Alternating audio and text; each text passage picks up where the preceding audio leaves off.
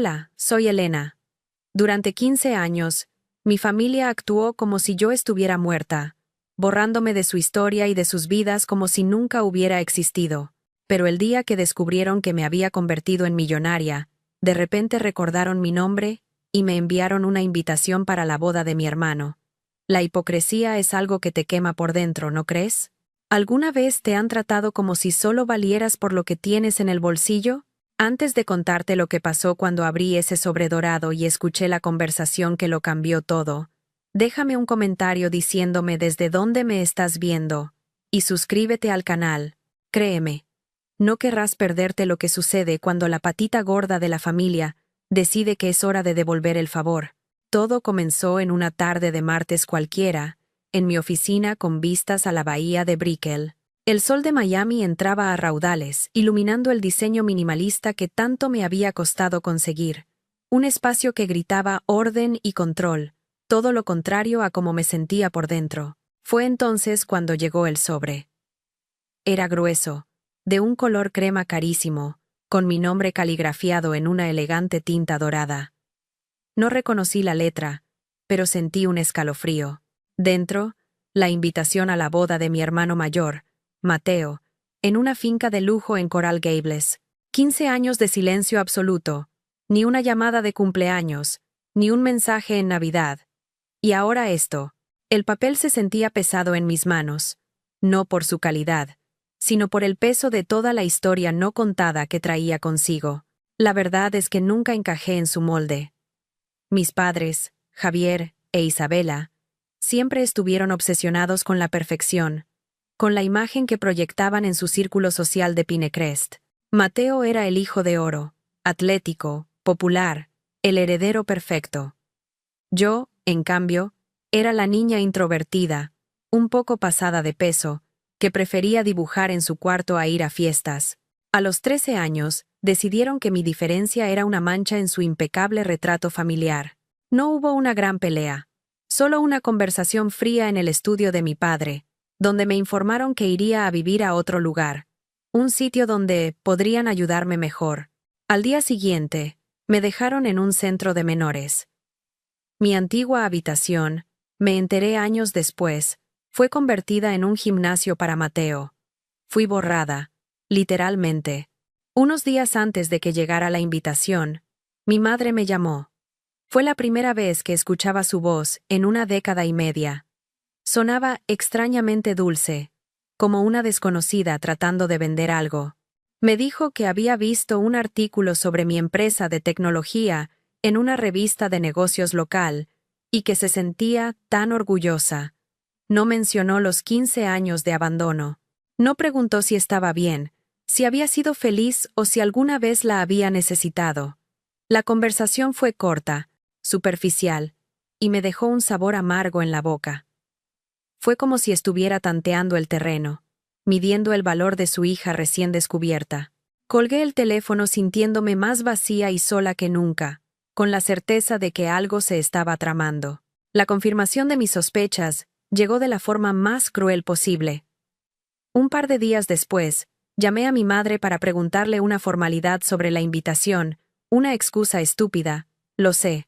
Me contestó, y sin darse cuenta, dejó el altavoz puesto mientras hablaba con mi tía.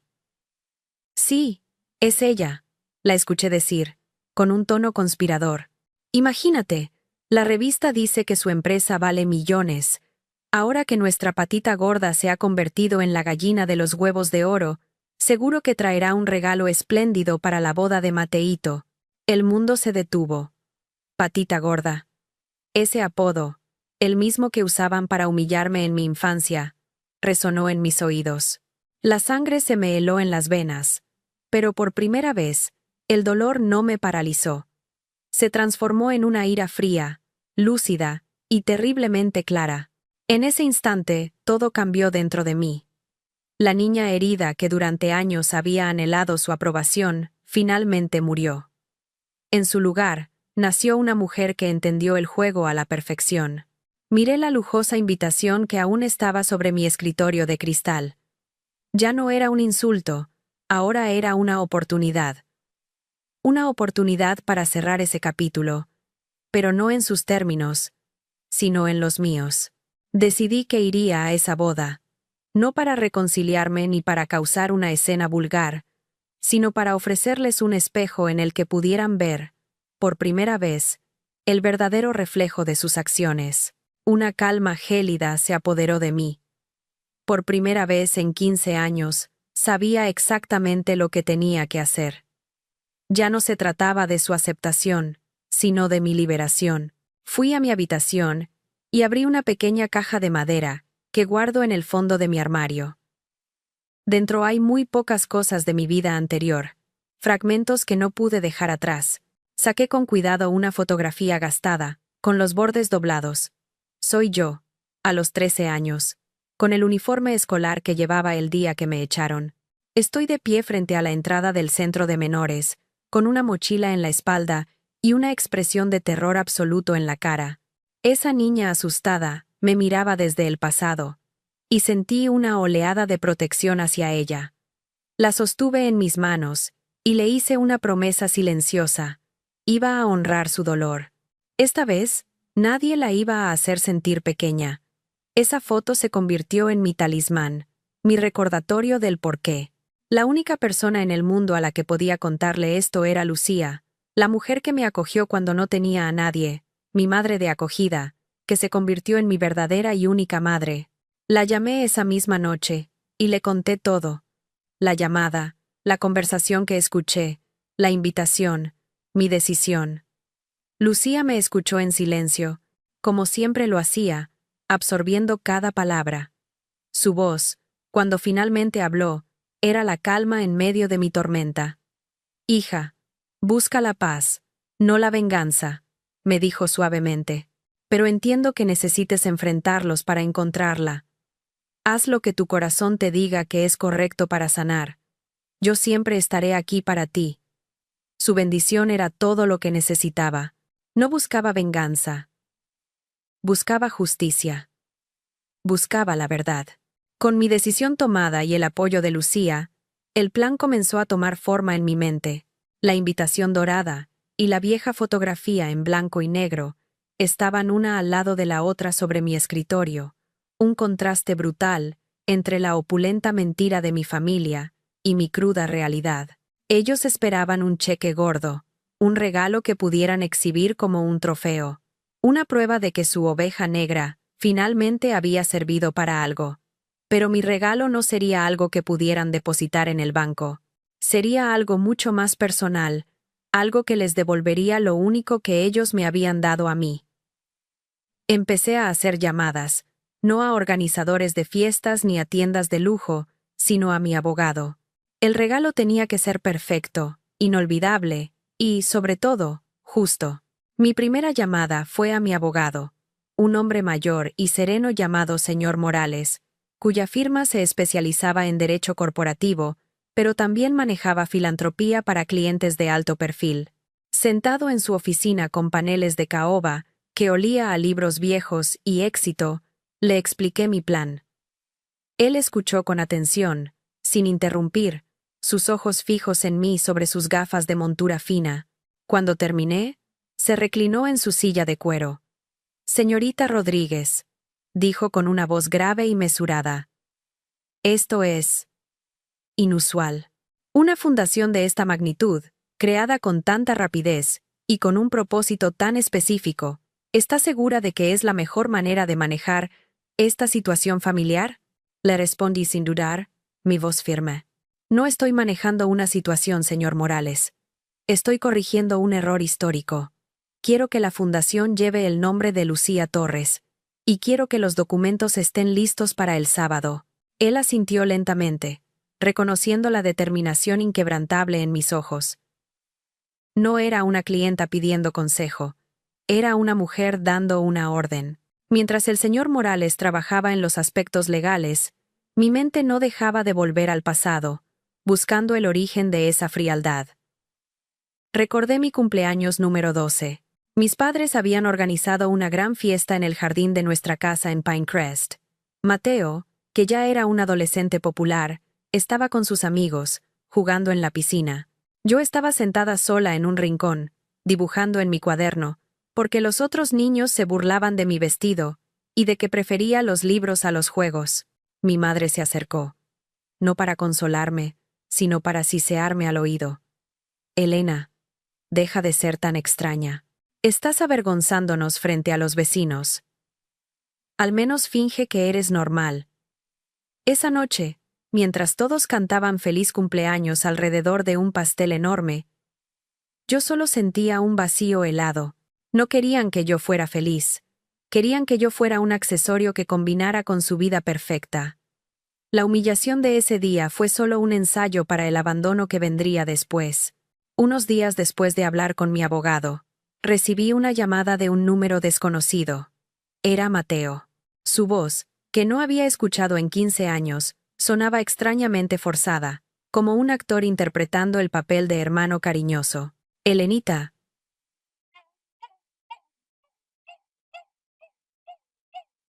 Qué alegría saber de ti. Mamá me dijo que hablaste con ella.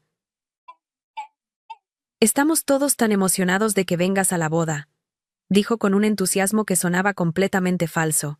Habló sin parar sobre lo increíble que era su prometida, lo lujosa que sería la finca en Coral Gables, y finalmente, llegó al punto. Oye, sé que es un poco directo, pero con los gastos de la boda y la luna de miel soñada de Sofía en las Maldivas, estamos un poco apretados. Cualquier ayudita de mi hermanita millonaria sería, ya sabes, un salvavidas. La desfachatez de su petición me dejó sin aliento, no por el dolor, sino por la pura y cristalina audacia de su codicia. Colgué el teléfono y una risa amarga se escapó de mis labios. ¿Ayudita? ¿Hermanita? Las palabras sonaban extrañas, como un idioma extranjero. Él no quería una hermana. Quería un cajero automático. Durante toda mi adolescencia, Mateo había sido cómplice de mi invisibilidad. Nunca me defendió de las burlas de mis padres. Nunca me preguntó cómo estaba después de que me echaran. Simplemente disfrutó del espacio extra en la casa y de la atención indivisa de nuestros padres. Ahora, con la misma facilidad con la que me había ignorado, me pedía dinero. La dinámica de poder se había invertido de una manera casi poética. Ya no era la niña gorda y rara que suplicaba una migaja de afecto. Era la fuente de la que ellos querían beber, y yo, por primera vez, controlaba el grifo. La sed que sentían era un problema que ellos mismos habían creado.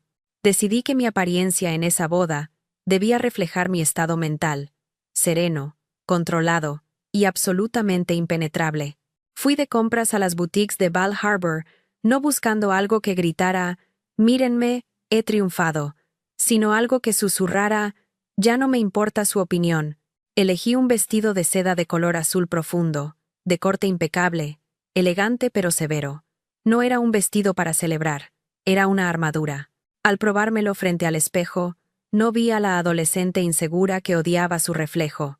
Vi a una mujer que había sobrevivido a un naufragio y había construido su propia isla.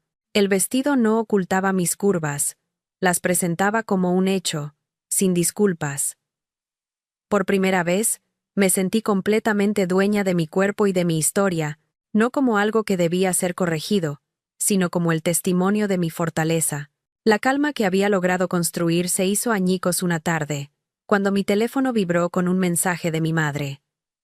Era una foto de ellos tres, mi madre, mi padre y Mateo posando sonrientes frente a la chimenea de la casa de Pinecrest. Estaban vestidos de manera impecable, la imagen misma de la felicidad suburbana. Reconocí la foto. Debió ser tomada poco después de que me fui. El espacio vacío a la izquierda de mi padre era exactamente donde yo debería haber estado. El texto que acompañaba la imagen era una obra maestra de crueldad pasivo-agresiva. Mira qué jóvenes estábamos. Qué pena que no estuvieras en esta foto. Te extrañamos tanto. El aire se me fue de los pulmones. No era un simple olvido. Era una reescritura deliberada de la historia. Un intento de hacerme sentir culpable por el vacío que ellos mismos habían creado. Era gaslighting en su forma más pura y venenosa. Por un instante, la mujer de negocios de 28 años desapareció, y volví a ser la niña de 13, sola y aterrorizada. El dolor fue tan agudo, tan inesperado, que me dobló. Me senté en el suelo de mi apartamento, con el teléfono en la mano, mirando esa mentira perfectamente iluminada. La rabia que había sentido antes era limpia, casi energizante. Pero esto era diferente. Esto era sucio, una manipulación diseñada para romperme antes de que pudiera llegar a la boda. ¿Cómo podían ser tan crueles? ¿Cómo podían borrarme y luego fingir que me extrañaban en el mismo aliento? Miré la foto de la familia feliz, y luego saqué de mi bolso la otra foto, la mía, la de la niña asustada frente al centro de menores. Las puse una al lado de la otra. La verdad y la mentira, y en ese momento, cualquier atisbo de duda que pudiera haber tenido, se evaporó. Ya no se trataba de justicia, se trataba de supervivencia. Con un temblor en las manos pero una claridad absoluta en la mente, llamé de nuevo al señor Morales. «Tengo un cambio para el acta de la fundación», le dije. Mi voz más fría que nunca. «Quiero añadir una cláusula específica. La Fundación Lucía Torres dará prioridad a solicitudes de ayuda para niños y adolescentes que hayan sido desatendidos o abandonados por familias con altos ingresos, especialmente en los casos en que la imagen social de la familia haya sido un factor contribuyente al abandono». Hubo un silencio en la otra línea, y luego el señor Morales carraspeó. «Señorita Rodríguez, eso es muy específico. Podría considerarse contencioso». «Bien», respondí. «Quiero que sea contencioso. Quiero que cada vez que alguien lea la misión de mi fundación, entienda exactamente de dónde viene. Quiero que sea una cicatriz en su legado, no solo en el mío». La siguiente llamada fue de mi padre. Su voz era débil, vacilante, el sonido de un hombre que ha pasado toda su vida evitando la confrontación. Fue una conversación llena de pausas incómodas y frases a medias. «Elena, hija, tu madre me dijo que vendrás», comenzó. «Nos alegra mucho. Ha pasado tanto tiempo. No hubo una disculpa, ni siquiera un reconocimiento de lo que habían hecho. Solo un vago lamento por el tiempo perdido, como si el tiempo se hubiera perdido solo, como una maleta en un aeropuerto, en lugar de haber sido robado activamente por ellos». Mencionó lo orgullosos que estaban de mi éxito, una palabra que sonaba hueca y oportunista en sus labios. Su llamada no era un intento de reconciliación, era una misión de reconocimiento, enviada por mi madre para asegurarse de que la invitada de honor no causaría problemas. Mientras escuchaba sus excusas vacías, me di cuenta de algo fundamental. Siempre había visto a mi madre como la villana principal y a mi padre como una simple comparsa, pero en ese momento entendí que su pasividad era una forma de crueldad en sí misma. Él tuvo el poder de decir no. Tuvo el poder de protegerme, de oponerse al plan de mi madre. Pero eligió el silencio. Eligió la comodidad. Su cobardía me había costado mi infancia. Su llamada no me provocó ni ira ni tristeza, solo una profunda y helada lástima por él. Era un hombre tan débil que ni siquiera podía ser el protagonista de su propia vida, y mucho menos el padre en la mía. Su intento de suavizar las cosas solo sirvió para afilar los bordes de mi resolución. No había nada que suavizar. Solo había una verdad que contar. La víspera de la boda, todo estaba en su lugar. El vestido azul oscuro colgaba en mi armario como la piel de una nueva identidad. Sobre mi escritorio de cristal, el sobredorado de la invitación yacía junto a una carpeta de cuero que contenía los documentos notariados de la fundación. Y dentro de mi bolso, esperando su momento, estaba la fotografía gastada de la niña de 13 años, con el mundo roto en sus ojos. Me serví una copa de vino y me paré frente a la ventana, mirando las luces de Miami parpadear en la distancia. No sentía nervios ni miedo. Sentía una calma extraña, la calma que precede a una tormenta necesaria. Durante 15 años, ellos habían escrito mi historia, me habían definido como un error, como un capítulo que era mejor arrancar. Mañana, por primera vez, yo tomaría la pluma, y el final que iba a escribir no era el que ellos esperaban. El día de la boda amaneció con un cielo de un azul implacable, tan brillante que parecía una burla. Me paré frente al espejo de cuerpo entero, ajustando el vestido de seda que se sentía frío y pesado contra mi piel. No era un vestido de celebración, sino una declaración de intenciones. La mujer que me devolvía la mirada era una extraña para la niña que habían desechado. Había aprendido a transformar la vulnerabilidad en acero, el dolor en propósito. No había rastro de la adolescente insegura que se escondía en las esquinas. En su lugar, había una calma que a mí misma me sorprendía, una quietud profunda que solo se encuentra en el ojo de un huracán. No iba a una fiesta familiar, iba a cerrar un círculo, a reclamar la última pieza de mí misma que ellos todavía poseían. Mi historia. Mi reflejo asintió, dándome el permiso que nunca necesité de ellos. Estaba lista. Conduje mi coche por las calles arboladas de Coral Gables, un laberinto de mansiones de estilo mediterráneo y jardines perfectamente cuidados que gritaban dinero viejo y secretos bien guardados. Cada curva del camino parecía llevarme más adentro del pasado, a un mundo que había luchado ferozmente por dejar atrás. El navegador GPS anunciaba las indicaciones con una voz monótona y robótica, un contraste absurdo con el torbellino de emociones que se agitaba en mi interior. El sol se filtraba a través de las ramas de los banianos, creando patrones de luz y sombra sobre el asfalto. Me sentía exactamente así, una mezcla de luz recién descubierta y sombras antiguas. No tenía miedo. El miedo pertenece a la gente que tiene algo que perder. Y yo, en ese lugar, ya lo había perdido todo hacía mucho tiempo. Solo podía ganar. La finca era aún más ostentosa de lo que había imaginado. Un ejército de aparcacoches con uniformes impecables se movía con una eficiencia silenciosa. Un cuarteto de cuerdas tocaba Vivaldi, en un césped tan verde, que parecía artificial. Los invitados, vestidos con sus mejores galas, charlaban y reían con copas de champán en la mano, un mar de sonrisas superficiales y joyas deslumbrantes. Era una escena sacada de una de las revistas de sociedad que mi madre solía dejar abiertas en la mesa del salón, una exhibición perfecta de estatus y éxito. Me moví entre ellos sintiéndome como un fantasma, una anomalía en su universo perfectamente coreografiado. Nadie me reconoció al principio. Para ellos, yo era solo otra invitada anónima, y esa invisibilidad momentánea me dio una extraña sensación de poder. El primero en verme fue Mateo. Se abrió paso entre la multitud con una sonrisa tan amplia que parecía dolorosa. «Helenita, viniste», exclamó, abrazándome con una familiaridad forzada que me erizó la piel. Me soltó y me miró de arriba a abajo.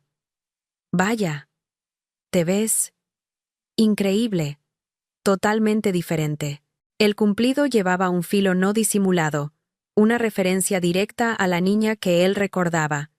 Antes de que pudiera responder, bajó la voz a un susurro conspirador. «Oye, gracias de nuevo por venir. Significa mucho. Sofía y yo estamos empezando, y tener el apoyo de la familia, especialmente de mi hermanita genio de los negocios, es... bueno, ya sabes». La palabra apoyo colgó en el aire entre nosotros, pesada y transparente. No me estaba dando la bienvenida. Estaba pasando la factura antes de la cena. Me excusé para ir al tocador, necesitando un momento para respirar lejos de su asfixiante hipocresía. Mientras caminaba por un pasillo que conducía a una terraza más apartada, dos mujeres mayores, engolladas y con peinados elaborados, estaban cuchicheando cerca de una fuente. No me vieron. «¿Es esa la hija de Isabela? ¿La que se fue?», dijo una. La otra asintió, abanicándose con su programa de la ceremonia. «Sí, Elena. Dicen que es dueña de una de esas empresas de Internet, y que está forrada en dinero. Isabela debe de estar, que no cabe en sí de contenta. Después de tantos disgustos, por fin esa niña le sirve para algo». La frase me golpeó como un puñetazo en el estómago, dejándome sin aire. Por fin esa niña le sirve para algo. No era una hija. No era una hermana. Era una inversión fallida que, milagrosamente, había empezado a dar dividendos. Me apoyé contra la pared de piedra fría, sintiendo cómo la sangre abandonaba mi rostro. El dolor fue agudo, pero fugaz. Fue reemplazado por una claridad tan cortante como un trozo de vidrio roto. Todo el rompecabezas encajó. No se trataba solo de la codicia privada de mi familia. Era una narrativa pública. Habían pasado 15 años contando una historia en la que yo era el problema, la hija difícil, la decepción. Ahora, mi éxito les ofrecía la oportunidad de reescribir el final, convirtiéndome en el trofeo de su supuesta paciencia y amor incondicional. La rabia que sentí no era caliente y explosiva, sino fría y densa como el hielo. Metí la mano en mi bolso, y mis dedos rozaron el borde gastado de la vieja fotografía. Ya no era solo por mí, era por esa niña de 13 años a la que habían convertido en una anécdota vergonzosa. Cuando volví a la recepción vi a mis padres. Isabella corrió hacia mí, con los brazos abiertos y una sonrisa radiante que no llegaba a sus ojos. «Cariño, estás aquí. Estás preciosa. Tienes que conocer a los padres de Sofía», dijo, tratando de arrastrarme hacia un grupo de personas. Mi padre, Javier, se quedó un paso atrás, como siempre. Su mirada era una mezcla de culpa e incomodidad. «Hola, Elena», murmuró, sin atreverse a mirarme a los ojos. Me mantuve firme, mi calma desarmando el melodrama de mi madre. «Hola, mamá». «Hola, papá», dije, mi voz uniforme y tranquila. Mi serenidad pareció desconcertarlos más que cualquier arrebato. Esperaban lágrimas o reproches, algo que pudieran manejar, que pudieran calificar de drama. No les di esa satisfacción. La novia, Sofía, se acercó a nosotros. Era joven, guapa, y parecía genuinamente feliz, aunque con un aire de ingenuidad calculada. «Elena, qué bueno conocerte al fin. Mateo me ha hablado maravillas de ti. Eres toda una inspiración», dijo con un entusiasmo burbujeante. «Estamos tan agradecidos de que estés aquí para apoyarnos en nuestro gran día». Otra vez, esa palabra. Apoyarnos. Era el código, la contraseña de su club de interesados. Le sonreí, una sonrisa educada y vacía. «Felicidades, Sofía. Te deseo lo mejor». Ella pareció satisfecha con mi respuesta, sin percibir la ironía que goteaba de cada sílaba. Para ella, yo era simplemente la cuñada rica, una pieza más en el lujoso decorado de su boda perfecta. Mientras los invitados comenzaban a tomar asiento para la cena, pasé deliberadamente por la mesa de regalos. Estaba abarrotada de cajas envueltas en papel brillante y lazos de seda, de marcas cuyos logotipos costaban más que el primer coche que me pude comprar. Vi a mi tía, la misma de la conversación telefónica, observando la mesa con ojos de halcón, probablemente haciendo un inventario mental. Me vio pasar, y su mirada se desvió hacia mis manos vacías. Una fracción de segundo de confusión cruzó su rostro antes de que lo enmascarara con una sonrisa forzada. No deposité nada. Mi regalo no cabía en una caja ni podía envolverse en papel de seda. Mi regalo era intangible, inolvidable, y estaba a punto de ser entregado. Me senté en la mesa que me habían asignado, convenientemente cerca del escenario principal. La orquesta empezó a tocar una melodía suave mientras los camareros servían el primer plato. El murmullo de las conversaciones llenaba el aire, una sinfonía de falsedad y buenos deseos. Saqué discretamente mi teléfono y le envié un último mensaje a Lucía. «Estoy aquí. Es hora». Su respuesta fue casi instantánea. «Recuerda quién eres. Te quiero». Guardé el teléfono y miré a mi familia en la mesa principal. Reían, brindaban, actuando como si todo estuviera perfecto. El maestro de ceremonias se acercó al micrófono para anunciar el inicio de los discursos. Sabía que mi nombre no estaba en la lista de oradores que tenía en su tarjeta. Pero no importaba. Yo tenía mi propio guión.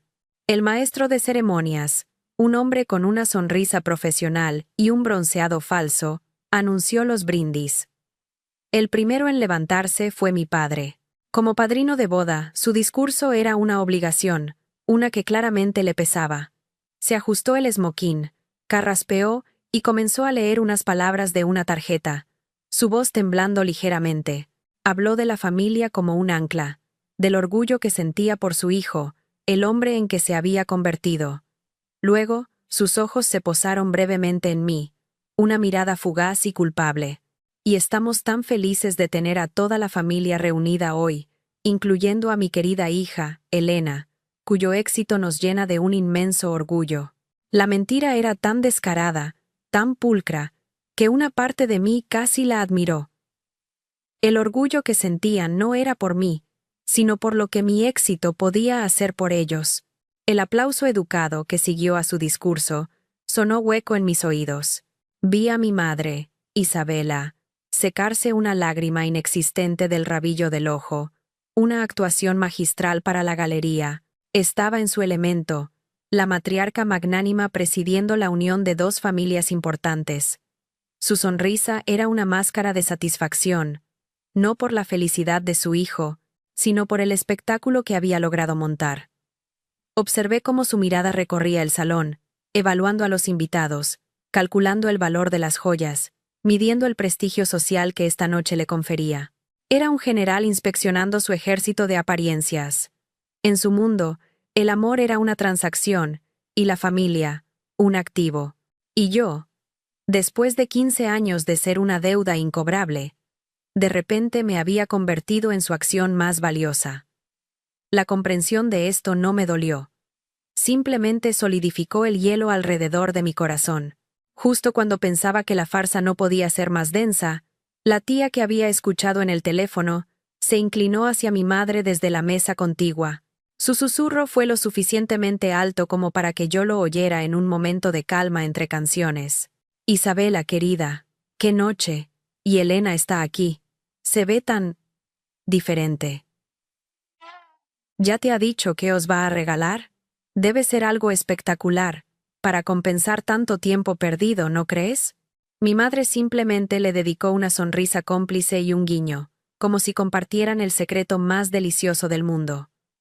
No se trataba de compensar el tiempo perdido, sino de pagar una entrada a una familia a la que nunca había pertenecido y a la que, después de esa noche, no tendría ningún deseo de volver a entrar. Cada palabra, cada gesto, era un clavo más en el ataúd de la niña, que una vez anheló su amor. El siguiente en tomar el micrófono fue Mateo. Irradiaba esa confianza fácil de alguien a quien el mundo siempre le ha dicho que sí. Agradeció a los invitados, prodigó elogios a su nueva esposa, y luego, con una sonrisa pícara que la multitud encontró encantadora, se giró hacia mí. Y, por supuesto, un agradecimiento especial a mi hermanita, Elena. ¿Quién lo iba a decir? La ratoncita de biblioteca de la familia ahora es una magnate. Estamos todos increíblemente orgullosos. Hizo una pausa dramática, dejando que sus palabras calaran. Y, hablando de magnates, espero que su regalo de bodas sea tan generoso como su cuenta bancaria. La sala estalló en risas, un sonido que me pareció ensordecedor. Me miró directamente, levantando su copa, esperando que yo le siguiera el juego. Era una emboscada pública, una forma de presionarme para que cumpliera con el papel que me habían asignado, el de la billetera familiar. Sentí el peso de cientos de miradas sobre mí, todas esperando mi reacción. Esperaban que sonriera, que asintiera, que tal vez levantara mi copa en señal de promesa. Por un segundo, el instinto de supervivencia que había aprendido en mi adolescencia, el de encogerme, de hacerme pequeña para evitar problemas, luchó por salir, pero entonces, mi mano rozó el bolso que descansaba en mi regazo. Dentro, sentí el contorno rígido de la carpeta de cuero del señor Morales, y debajo, el borde doblado de la vieja fotografía. Eran anclas, recordatorios tangibles de la verdad. La niña asustada de la foto me gritaba que no me encogiera. Lucía me susurraba al oído que recordara quién era. La risa de los invitados se desvaneció hasta convertirse en un zumbido lejano. El pulso en mis sienes era fuerte y constante. Ya no era una broma. Era un desafío. Y yo iba a aceptarlo. El maestro de ceremonias estaba a punto de recuperar el micrófono. de pasar al siguiente punto del programa, de permitir que ese momento de humillación se disolviera en la frivolidad de la fiesta. Sabía que era mi única oportunidad. Si dejaba pasar ese instante, la narrativa volvería a ser de ellos. Me convertiría en la anécdota de la hermana rica y un poco rara que vino a la boda. No. No después de 15 años. No después de todo lo que había construido sobre las ruinas de lo que ellos destruyeron. La calma que había sentido durante todo el día se concentró en un único punto de claridad absoluta. No había odio en mi corazón, ni siquiera ira. Solo una necesidad imperiosa y limpia de poner las cosas en su sitio. De contar la historia completa. No solo el capítulo editado que a ellos les convenía. Así que me levanté.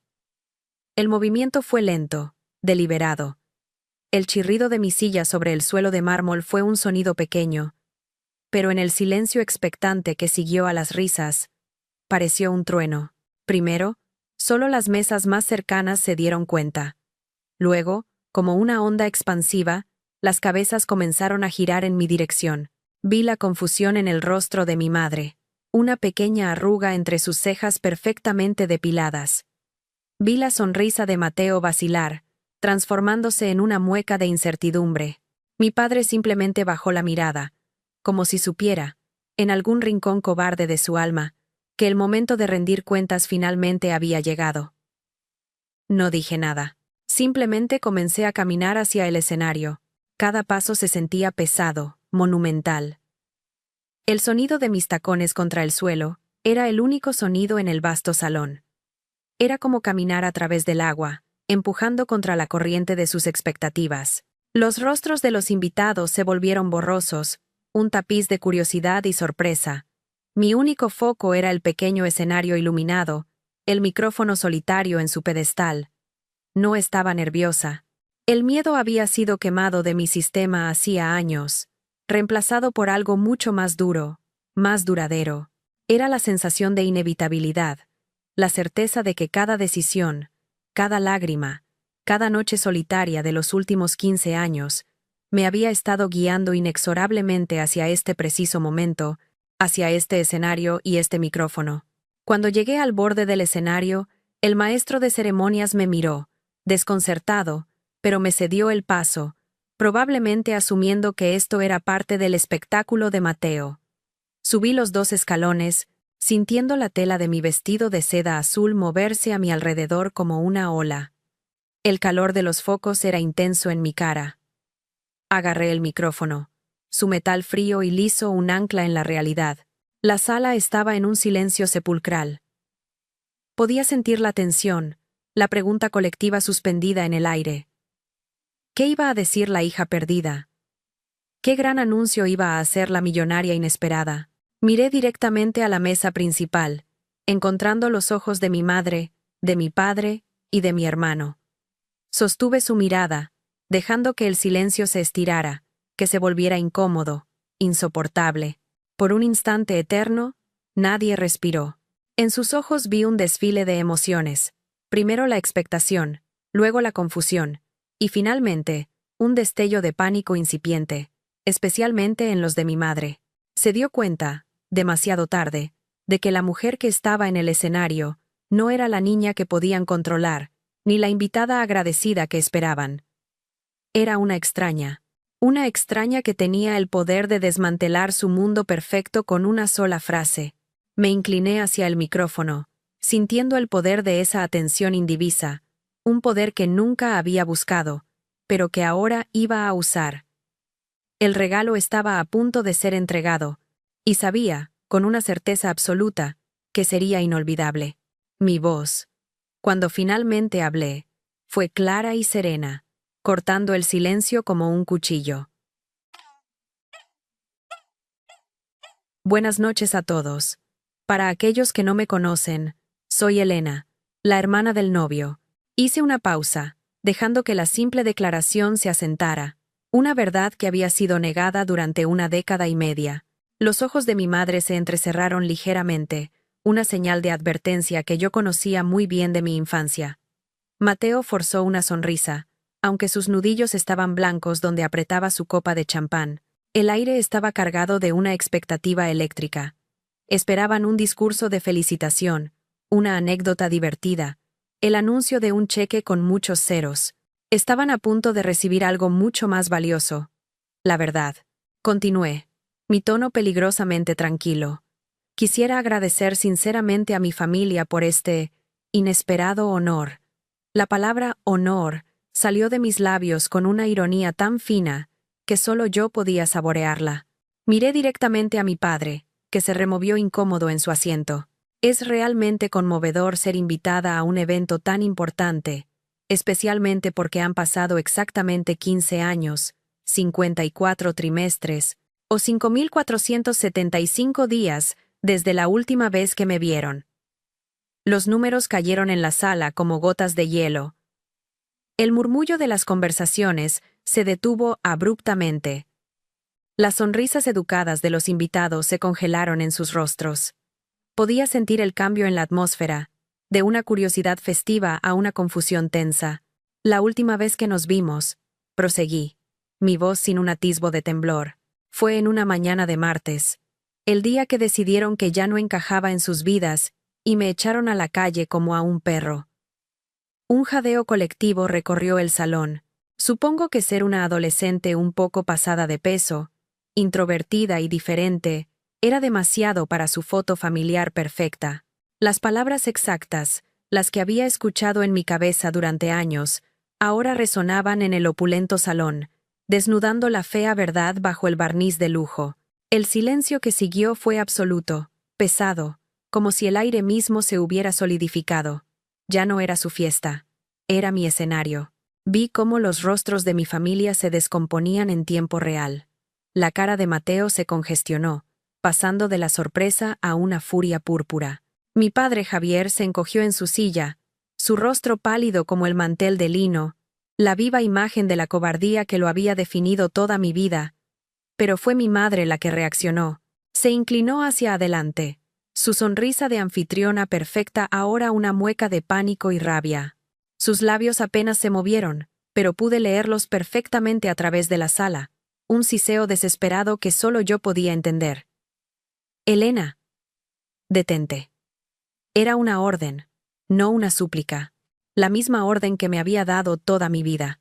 Pero esta vez, yo ya no obedecía. Ignoré su mandato silencioso. Mi hermano bromeó antes sobre mi regalo de bodas, dije, mi voz, adquiriendo un filo de acero. Y tiene razón. He traído un regalo. De hecho, he traído dos. Lentamente, con un movimiento deliberado que atrajo todas las miradas, me agaché y abrí mi pequeño bolso de mano. El sonido del broche al abrirse pareció un disparo en el silencio mortal. La anticipación en la sala era tan densa que se podía cortar. Sentí el poder de ese momento, el poder de controlar la narrativa que me habían robado durante tanto tiempo. Mi corazón latía con una fuerza tranquila y constante. Saqué el primer objeto. No era un sobre con un cheque, sino la vieja y gastada fotografía. Sus bordes estaban doblados, y la imagen en blanco y negro estaba descolorida por el tiempo. Mi primer regalo es un recuerdo, anuncié, sosteniéndola en alto para que todos la vieran. Es lo único que ustedes me dieron aquel día, y creo que es justo que se los devuelva. Giré la foto, asegurándome de que el fotógrafo de la boda, que ahora apuntaba su lente hacia mí con una expresión de shock, pudiera capturar la imagen. Esta soy yo. A los 13 años. Coloqué la fotografía con cuidado sobre el atril, como una evidencia en un juicio. Luego, saqué el segundo objeto de mi bolso, la carpeta de cuero que contenía los documentos del señor Morales. Y mi segundo regalo es para el futuro, dije, abriendo la carpeta con firmeza. Un futuro que ustedes no ayudaron a construir y del que no formarán parte. Los papeles dentro eran gruesos, oficiales, sellados. Este es el acta de constitución de una fundación, creada con una donación inicial de $10 millones. Su misión será ayudar a niños y adolescentes que, como yo, han sido desatendidos o abandonados por sus familias. El murmullo en la sala se convirtió en un rumor de incredulidad. Pero no se preocupen, añadí, mirando directamente a mi madre. cuyos ojos estaban desorbitados por el horror. Su legado de perfección permanecerá intacto. La fundación no llevará el apellido Rodríguez. Sus nombres no aparecerán en ninguna parte de sus registros. Hice una pausa, saboreando el golpe final. Llevará el nombre de la única y verdadera madre que he conocido, la Fundación Lucía Torres. El nombre de la mujer que me recogió cuando ustedes me tiraron a la basura, la que me enseñó lo que significa la palabra familia. Cada palabra era una reivindicación, un tributo a la única persona que me había amado incondicionalmente. Con el discurso terminado, solo quedaba un último gesto. Así que, a mi querida familia, les devuelvo lo único que me dieron: el trauma. Espero que lo disfruten. Me volví hacia la multitud de rostros atónitos. Y para que todos lo sepan, dije, mi voz resonando con una fuerza que nunca supe que tenía. Esta patita gorda aprendió a volar sola. Muy, muy lejos de aquí. El apodo, el arma que habían usado contra mí en la oscuridad, ahora lo exponía a la luz, despojándolo de su poder. Era mi cicatriz, y la mostraba con orgullo. Recogí la fotografía del atril. La sostuve en alto una última vez, no para la multitud, sino para ella. La apunté directamente hacia la mesa principal. Un misil de verdad, dirigido al corazón de su mentira. Los ojos de mi madre se clavaron en la imagen de esa niña aterrorizada, en el rostro de la hija que había borrado de su vida. Su máscara de compostura, cincelada durante años de práctica social, finalmente se hizo añicos. Un sonido gutural, un quejido ahogado de pura y abyecta humillación, escapó de su garganta. Su rostro, antes radiante, se drenó de todo color, contorsionándose en un grito silencioso. Y entonces, ocurrió. Lenta, casi poéticamente, como una estatua que se derrumba bajo su propio peso, Isabela se desplomó, se deslizó de su silla de respaldo alto, y cayó al suelo de mármol con un ruido sordo que resonó en el silencio absoluto. Cayó en medio del lujo, de las flores importadas y de las mentiras que con tanto esmero había cultivado. El espectáculo había terminado. La fiesta perfecta, su obra maestra de apariencias, se había hecho añicos. Y yo, por primera vez en 15 años, me sentí completamente, irrevocablemente libre. El caos estalló en un instante. Un grito ahogado de mi tía, el ruido de sillas arrastradas, el murmullo de pánico que se extendió por el salón como un reguero de pólvora. Vi a mi padre y a Mateo correr hacia el cuerpo inmóvil de mi madre en el suelo, sus rostros una máscara de shock y furia. Los invitados se pusieron de pie, algunos con sus teléfonos en alto, otros simplemente mirando con la boca abierta, el drama inesperado siendo mucho más entretenido que cualquier postre. En medio de todo, yo permanecí inmóvil por un segundo, observando el desmoronamiento de su mundo perfecto. No sentí triunfo, ni satisfacción vengativa. Solo sentí un profundo y absoluto vacío. El espacio que ellos habían ocupado en mi alma durante 15 años, lleno de dolor y anhelo, finalmente se había vaciado. Me di la vuelta, bajé del escenario, y caminé hacia la salida sin mirar atrás. Mi salida fue un espectáculo en sí misma.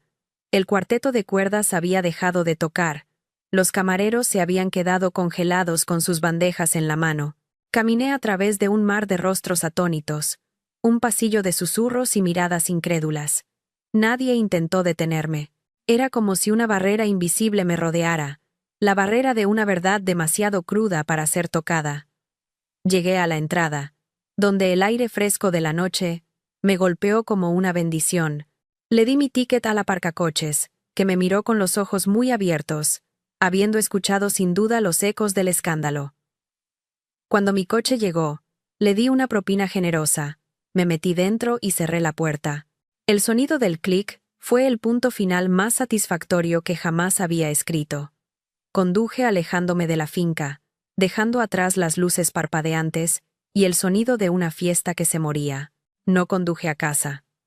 Me detuve en un mirador con vistas a la bahía, el mismo lugar al que solía ir cuando me sentía abrumada. Las luces de la ciudad se extendían ante mí como una promesa. Saqué mi teléfono y marqué el único número que importaba. Lucía contestó al primer tono. Elena, ¿estás bien, hija? Su voz era la calma que necesitaba.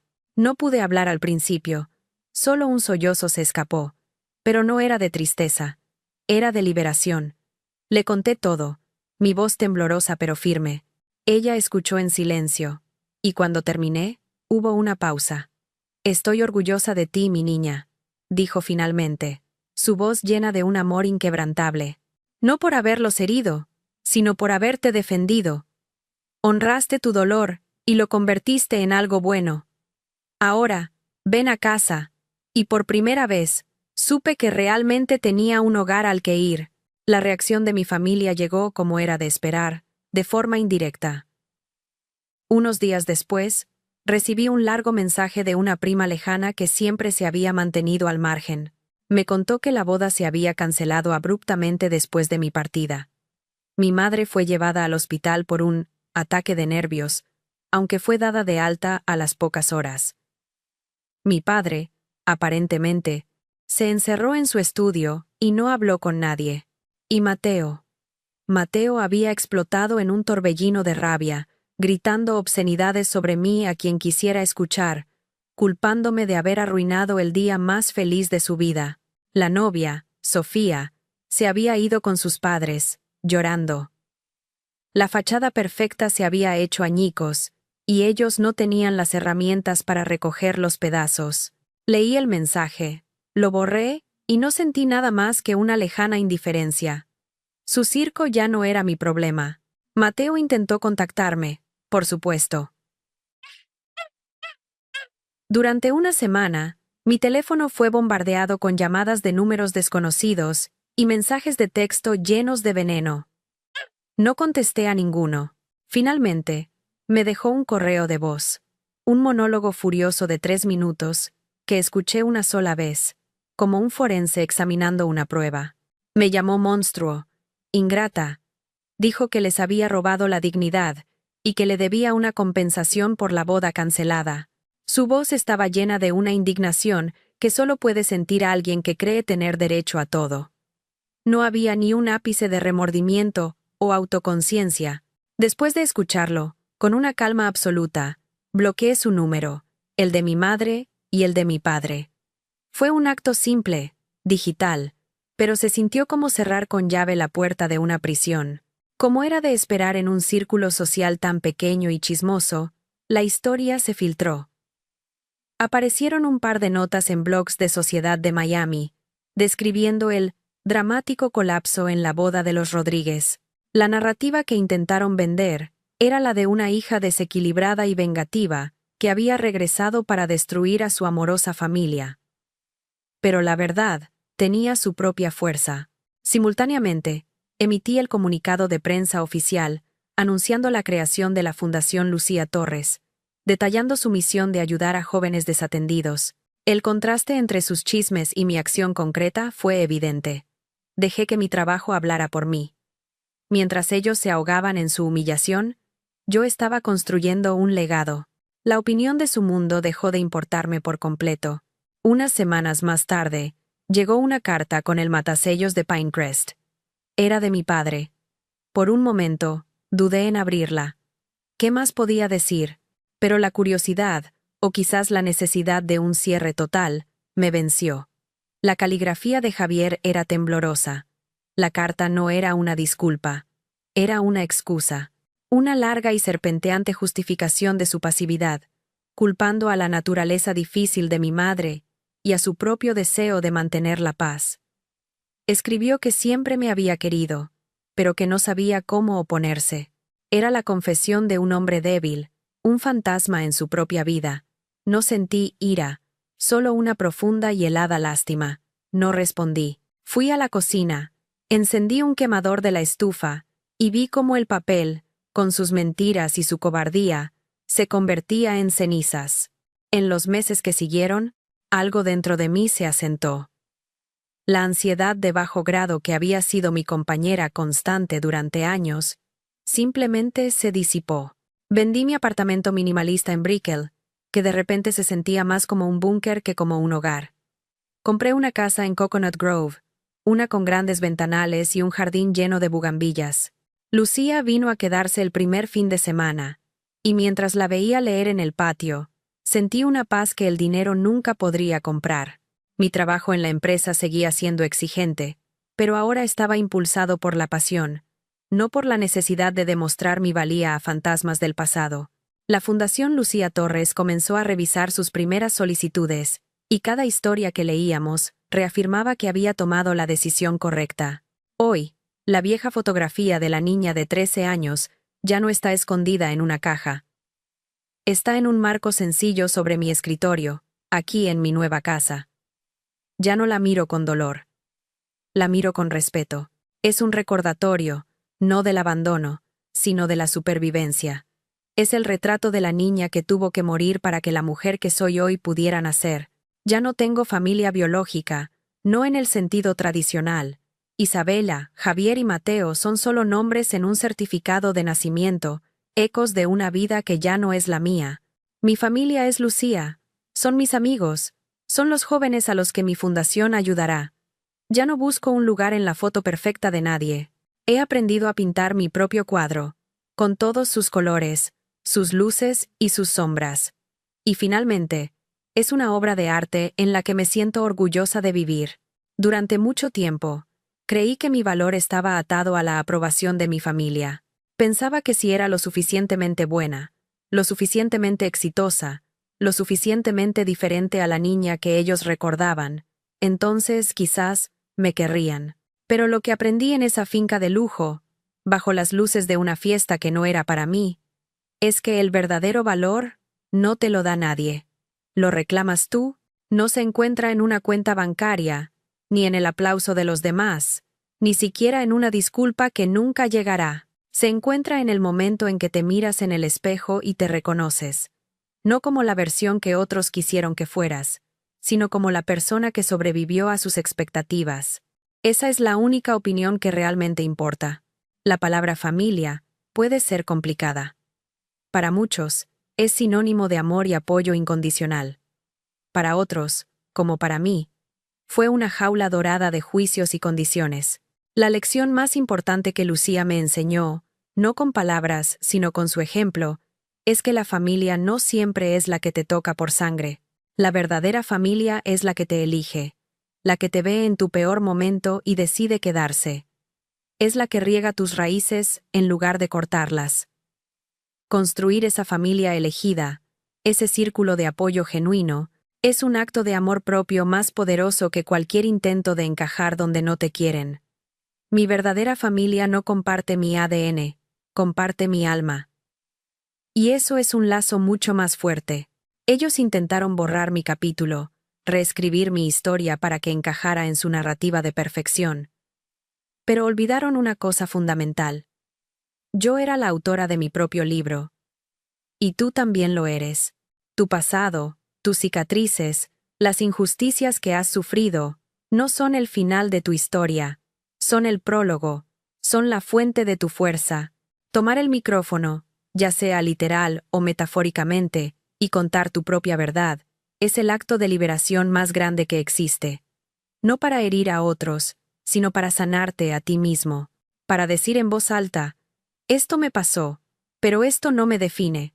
Yo decido cómo termina mi historia. Mucha gente me pregunta si los he perdonado. Sinceramente, no lo sé, y he dejado de pensar que el perdón es el objetivo final. A veces, la paz no viene de la absolución, sino de la aceptación. Acepté que nunca serían los padres o el hermano que yo necesitaba. Acepté que su amor era condicional y transaccional. Y en esa aceptación, encontré mi libertad. El verdadero cierre no fue ver a mi madre en el suelo. Fue darme la vuelta, caminar hacia la salida, y no sentir la necesidad de mirar atrás. El cierre fue la indiferencia. El darme cuenta de que su drama ya no tenía poder sobre mí. El dolor puede ser un veneno, o puede ser un fertilizante. Durante años, dejé que el dolor del abandono me envenenara, me hiciera sentir pequeña, indigna, pero en el momento en que decidí usarlo, transformarlo, se convirtió en el abono para el jardín más hermoso que jamás he cultivado. La Fundación Lucía Torres es la prueba de eso. Cada joven que ayudamos, cada vida que tocamos, es una forma de decirle a esa niña de 13 años, asustada, que su sufrimiento no fue en vano, que su dolor se convirtió en un propósito. Tu dolor también puede ser tu superpoder, si decides usarlo para construir en lugar de para destruir.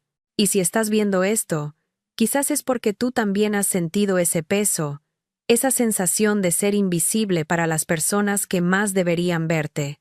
¿Alguna vez has tenido que luchar para que tu voz sea escuchada en tu propia familia, para reclamar tu lugar en el mundo?